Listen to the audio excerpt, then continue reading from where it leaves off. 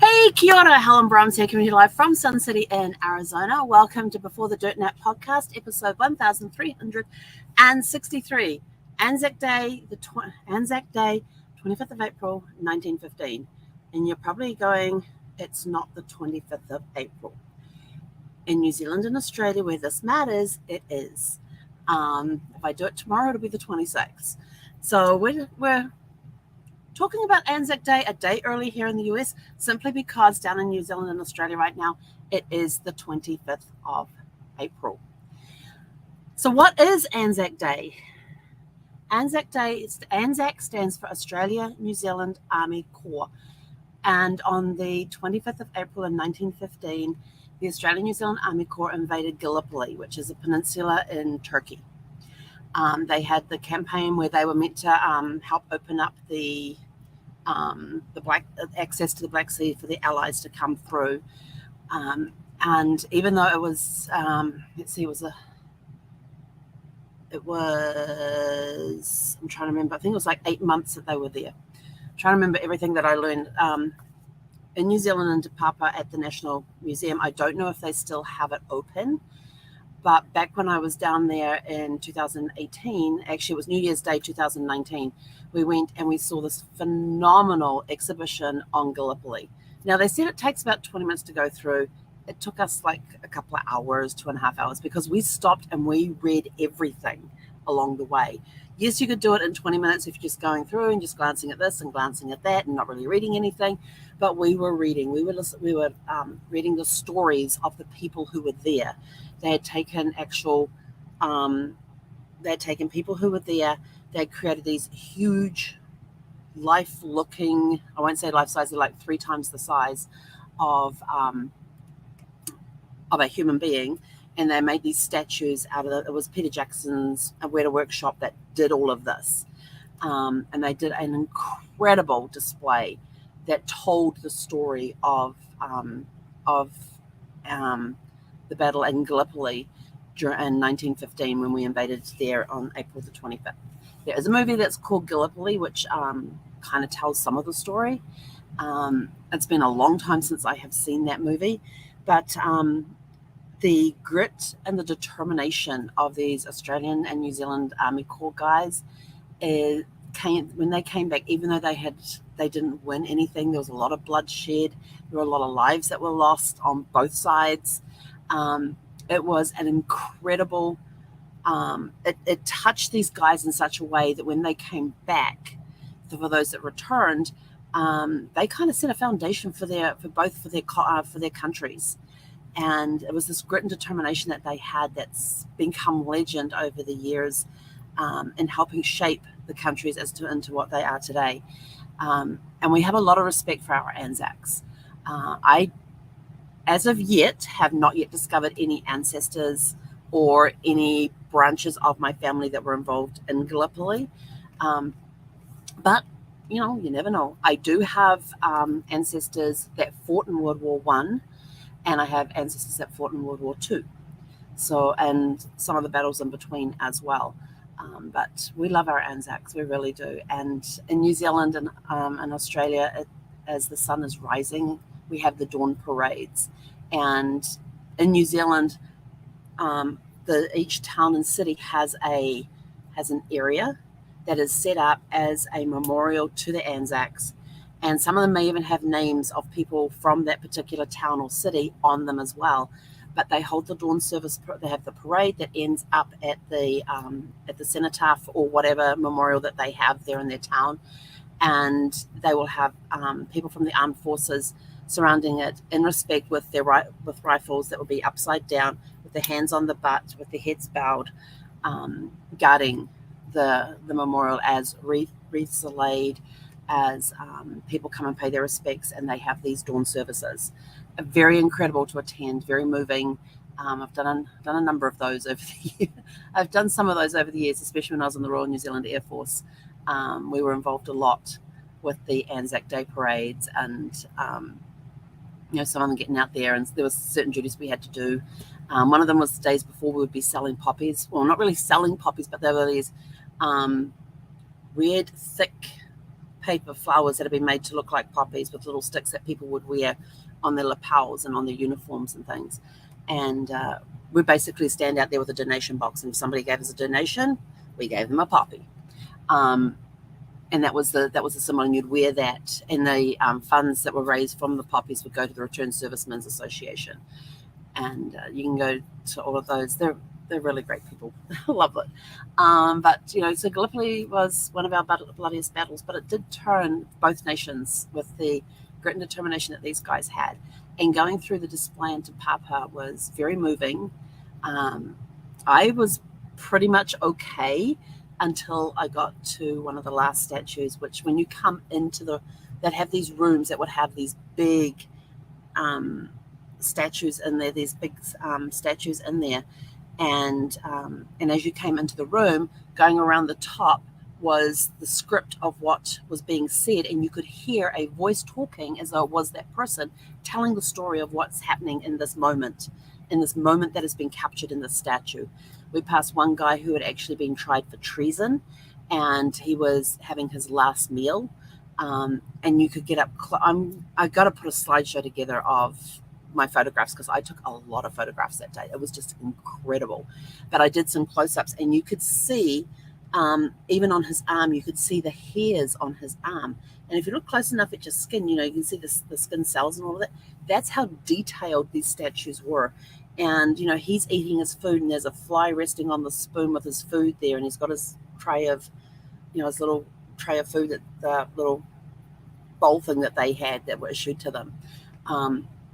But you also got to see a scale model of their camp that they had for that 8 months, and it was horrific. It really was. My hats go off to these guys that were there, that were serving, that were doing what they were sent there to do, and surviving the conditions that they were fighting in.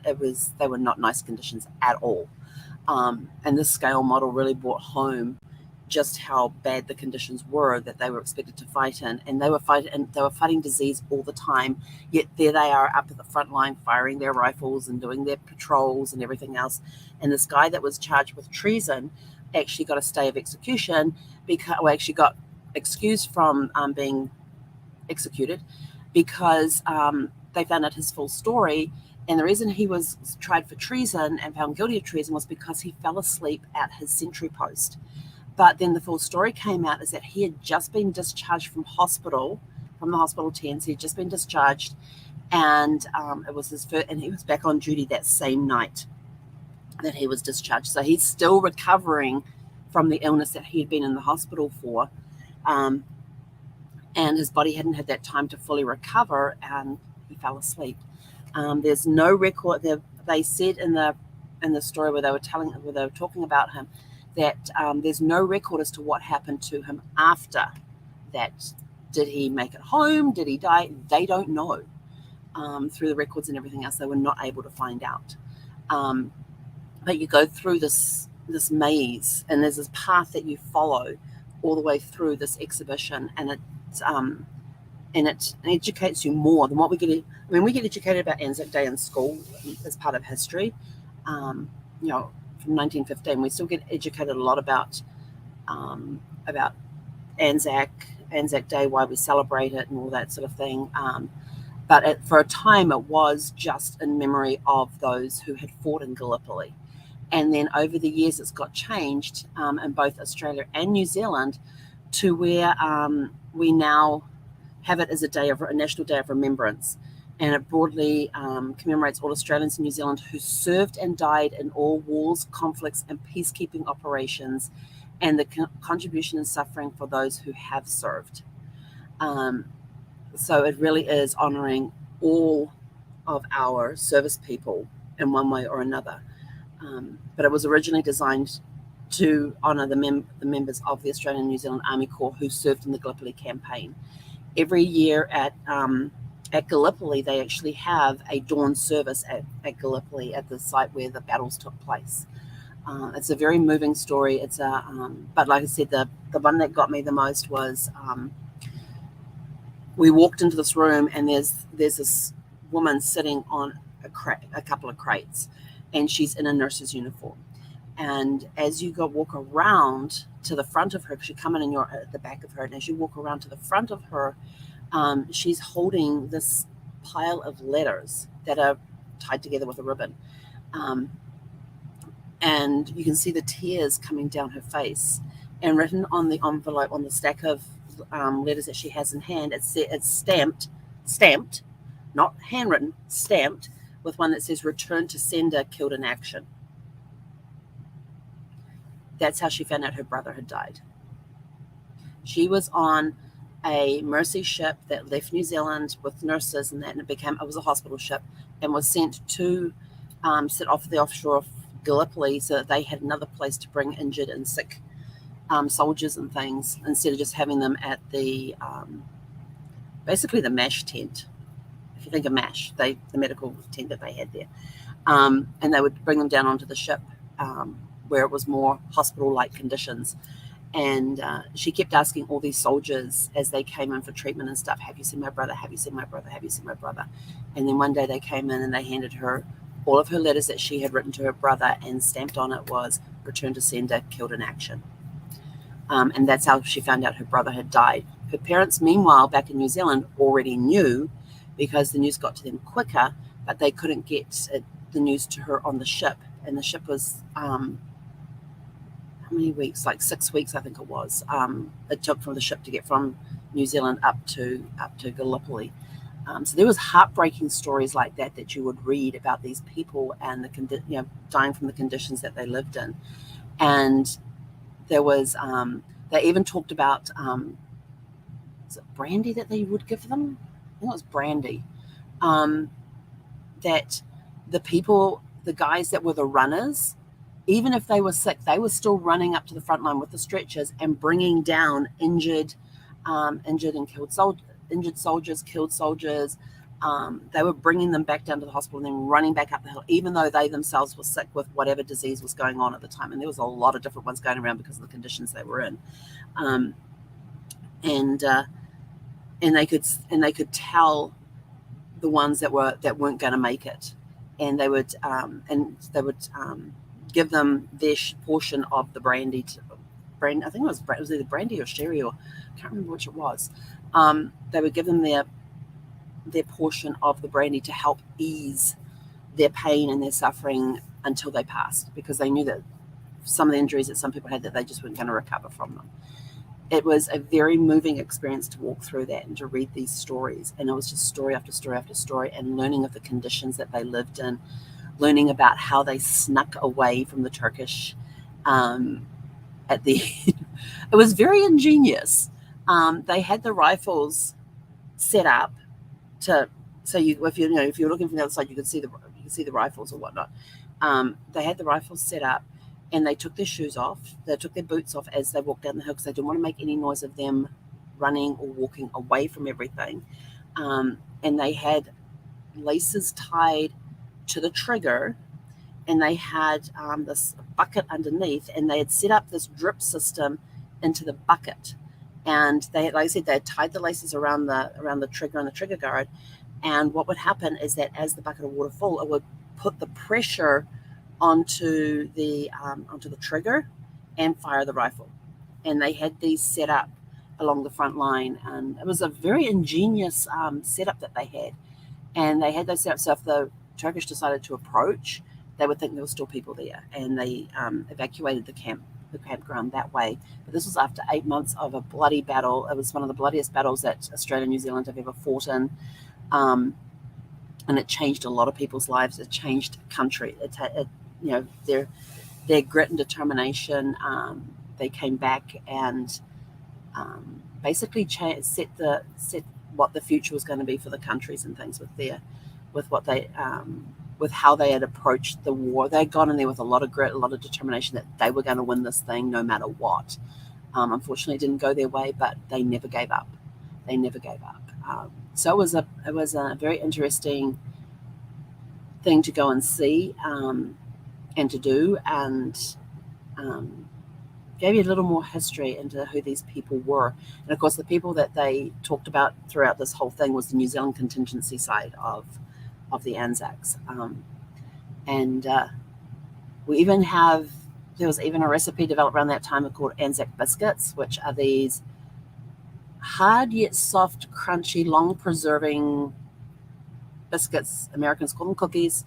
That the families back in New Zealand would make and send over to in care packages to their family members, to the males who were serving over there at the time, and actually really good. I just got reminded of this the other day because I was watching, what's his name, Dylan. He's on TikTok and does these little cooking videos from all different eras and things, and he happened to do ANZAC biscuits one day. So that was kind of cool to see, and how appropriate. But so anyway, so it's ANZAC Day in New Zealand where, let's see, hang on, it's 6:26 in the afternoon, so it's like 1 p.m. 1 p.m. on ANZAC Day. So they're already done with their dawn parades and their dawn services and things, and people get a day off work. It's a national holiday, so people have the day off work. What else can we tell you about the campaign? Let's see. Okay, so for some numbers, Allied deaths total 56,000, including 8,709 from Australia and 2,221 from New Zealand.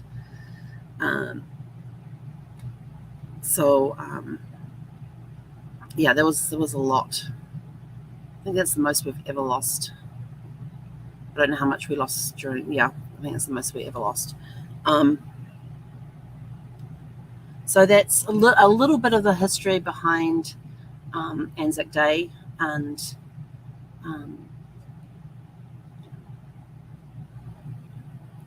what it stands for today compared to what it stood for back then. And there's a lot of, I've actually marched in a parade. That's one thing I did.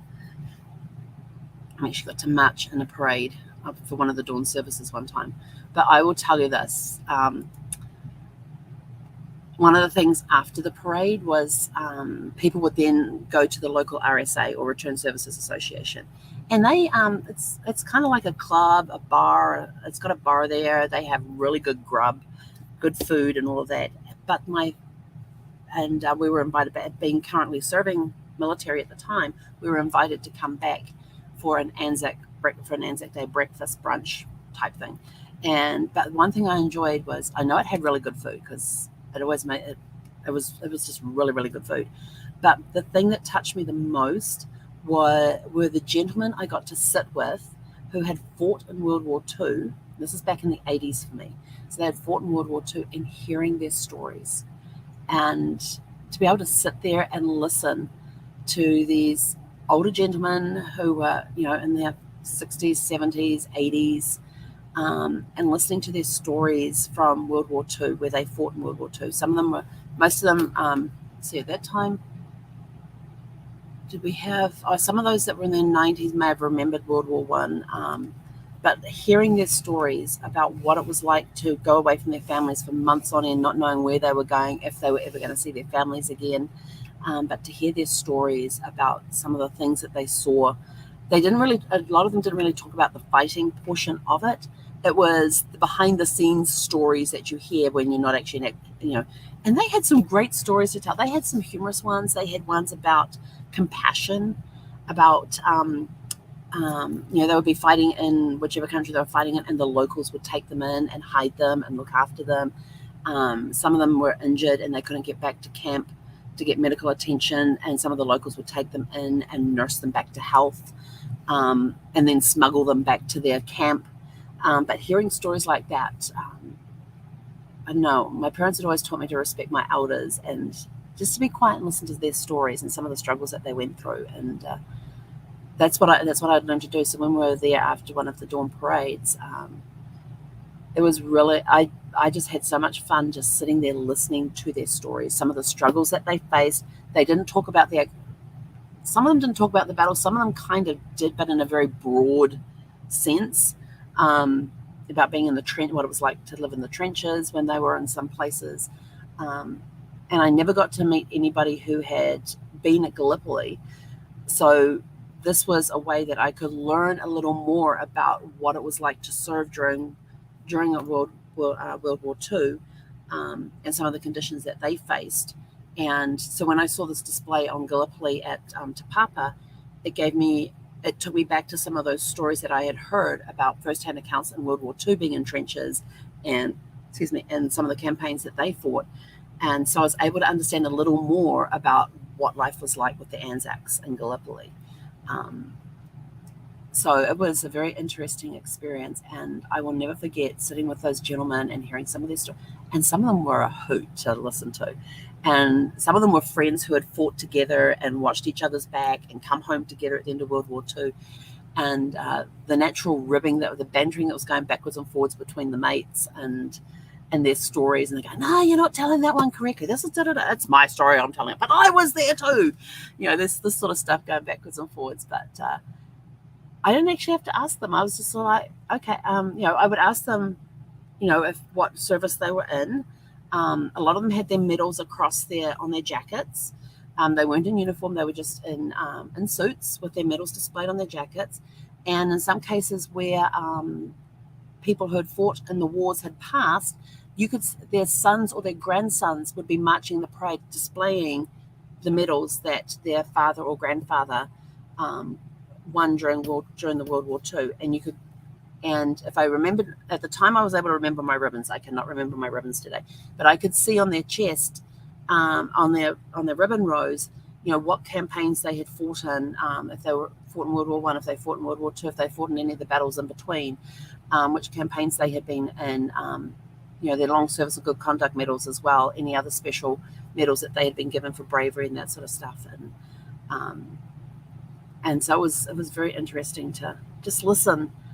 So if you get the chance to just sit and listen to the older generation and some of the struggles that they went through, and just to hear their stories, it is such an honor to be able to sit and listen to their stories and ask questions on clarification. Well, what does that mean? Because sometimes they'd use the acronym because military service worldwide is known for their acronyms and things like that and their abbreviations. And sometimes you need clarity because there are differences between countries as to what those acronyms stand for. So you got to make clarification on some of those.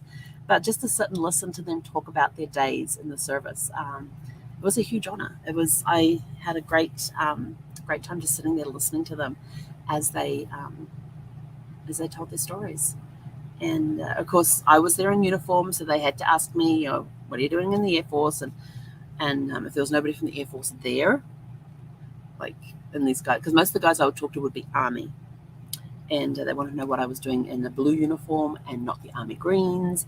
And I said, so my story was my grandmother was in the Women's Auxiliary Air Force, and I was following in her footsteps.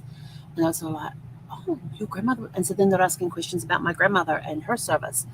And they said, anybody else in your family in the military? And I says, yeah. I said, my grandmother's brothers fought in World War II. My grandfather and his brothers fought in World War II. My grandfather's father was I said he was a captain at Fort Balance in Wellington, which was a fort that overlooked the entry into the harbour. I said during World War, he fought in World War I, and then in World War II, he was the captain at Fort Balance that overlooked the harbour into Wellington. So I was able to give them some of the history. And I said, they go, and you didn't go into the Army? I says, no. I says, my grandma was in the Women's Auxiliary Air Force. I like planes. I'm sorry.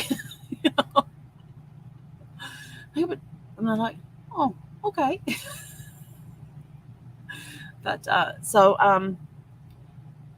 for all of so today, and like I said, today in New Zealand is a day to honour those who have fought in all campaigns, paid the ultimate price, and those that have come back from the wars and everything else, and we just thank them for their service. And there is, let's see if I can quickly find this.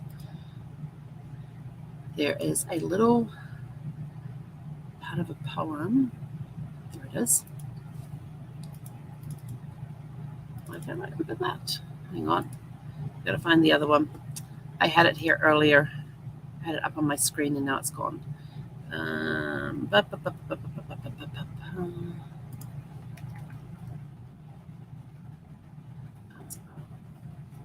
had it up on my screen and then it disappeared. Templates projects. Here it is. Okay, so on Anzac Day, this is what Anzac Day stands for. It comes from a poem. I can't remember the name of the poet, but it is one that is recognised often for our Anzacs. And let's see if I can get through this, because this one always makes me emotional. They shall not grow old as we that are left grow old. Age shall not weary them, nor the years condemn them. At the going down of the sun, and in the morning we shall remember them. We'll see you all back here tomorrow evening at 6 p.m. Pacific. Hei konera.